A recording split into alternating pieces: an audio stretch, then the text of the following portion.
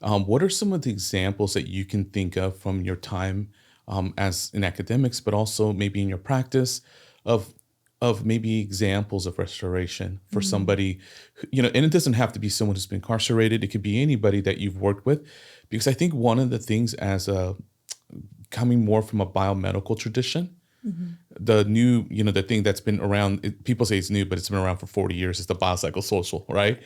And I feel like you're the social part, a lot of people don't get, Right. right? Yeah, And exactly. and no one really talks about restoring something, right? Right. And I think that when you talk about community, when you talk about social support Mhm. and all these things, right? I think they're so important. So I just wanted to know if maybe you had an example that you think is like something that we can maybe model after or say this is really important. Yeah, I think one of the things that comes to mind immediately from a example of like what can the community do or a systemic example is in the work that I do, these folks have a lot of barriers, right? So Mm, they're doing the work that society or the courts has asked them to do. okay. And if they are doing it and they're achieving it, now they're sort of, okay, I've done what I've needed to do in a restorative justice model. Like is the community and society and my neighborhood and my family, are they ready to then accept me back? Mm, And one of the examples that we see a lot, which we need more of, is employers that will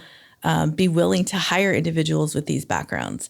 That's one specific example of restorative thinking, right? yeah. Like harm has been done, but we're going to give this person an opportunity to restore and give back, right? Yeah. So employers who do that.